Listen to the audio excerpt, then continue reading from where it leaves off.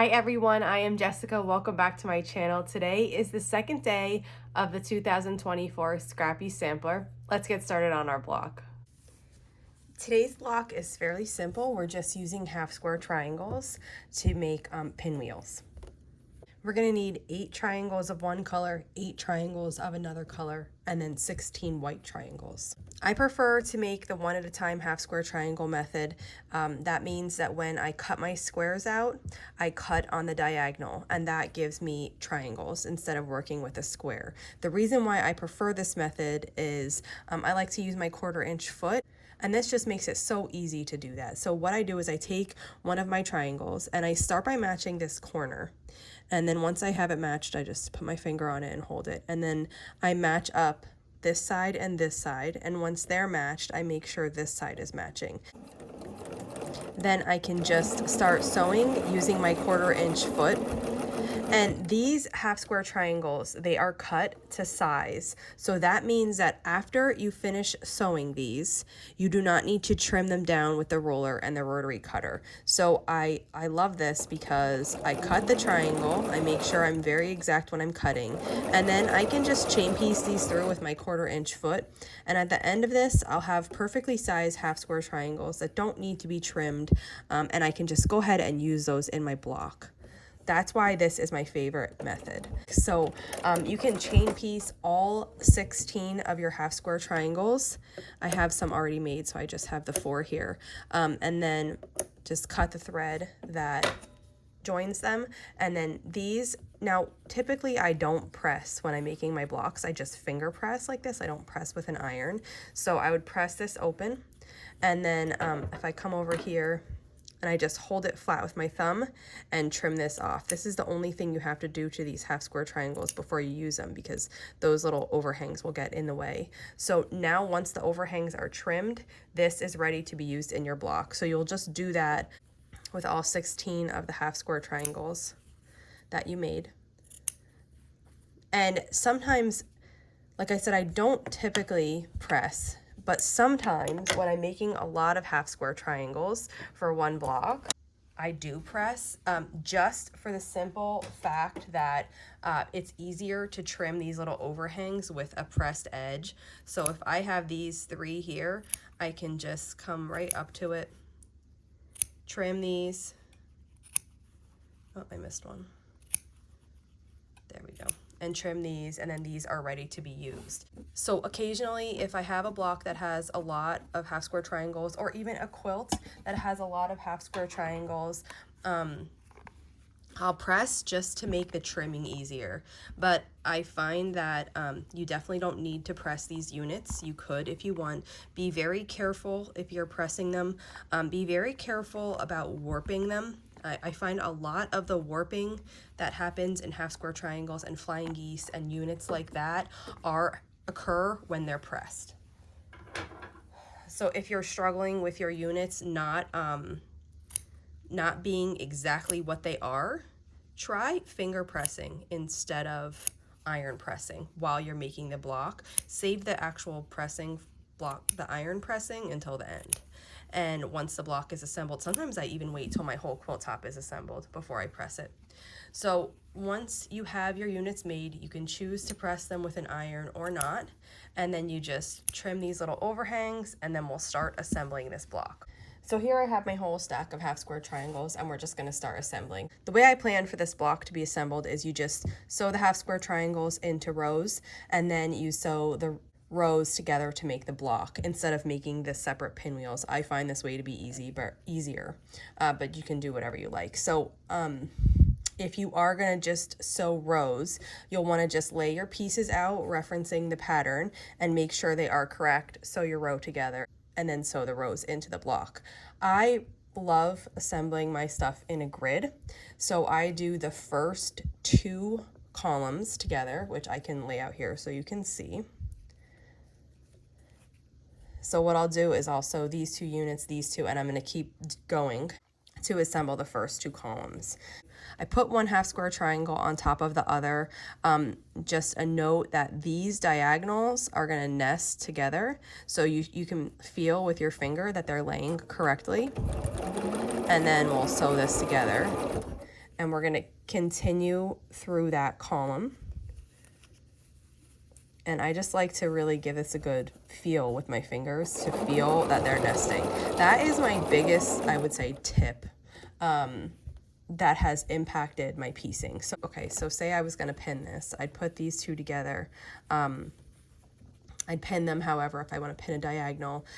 You're counting on your pin to hold it. But when you're going over, these are very small bumps, but like when you're pushing things through, it can shift. And you're counting on that pin to hold it there. And you don't necessarily pay attention to shifting that can occur as you push your pieces forward.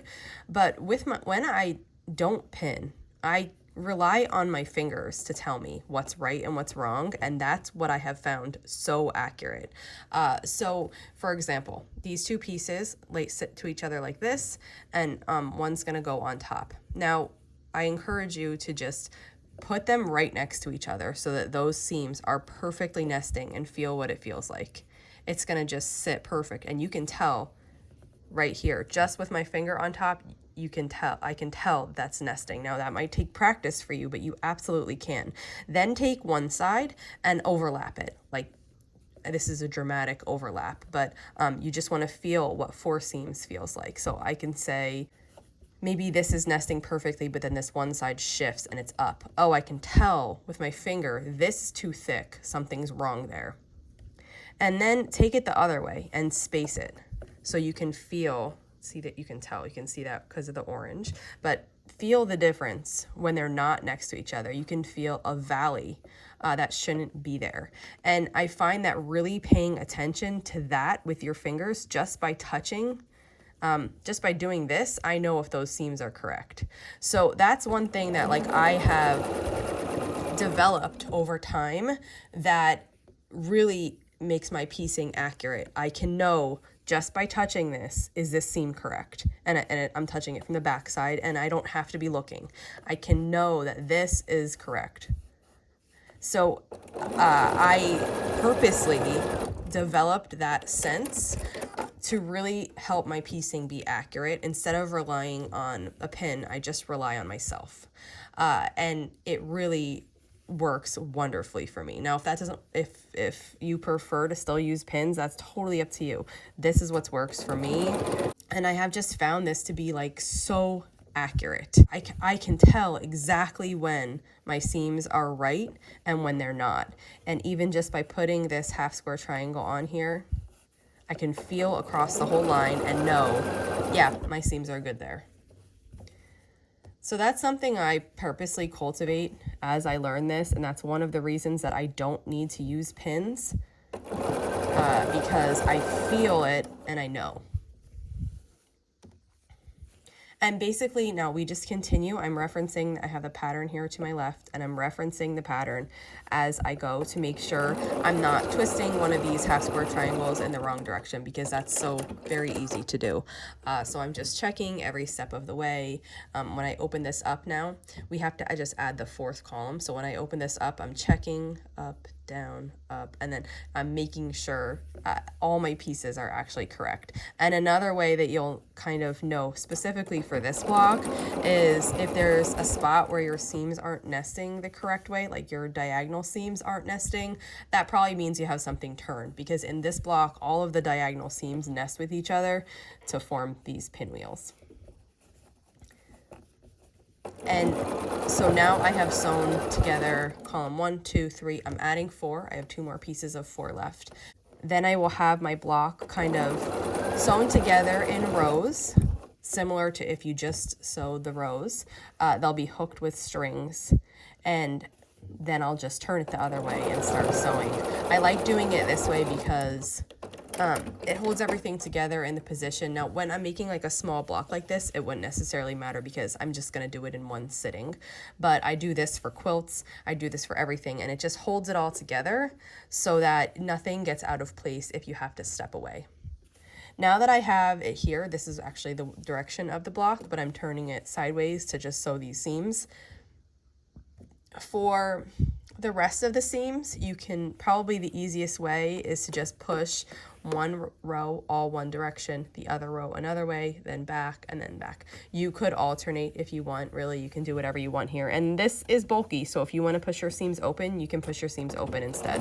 But basically, now that we had the rows formed, we're just going to sew these rows into the block. And still, I mean, I would say, you know, I'm accurate a lot of the time, but still there are times when I'm not accurate, and I kind of not worry about it. I do the best I could do with each block, and if something's not matched up perfectly, like this one's not perfect, but it's pretty good. And it also matters the angle that you're looking at it. Like that looks pretty good, but when I turned it this way, it's not as nice. So I don't get too caught up on that though. It's just, I love making them, and I just try to let that enjoyment go through. I don't get caught up if one of my seams aren't matched, or that kind of just zaps the joy out of it for me.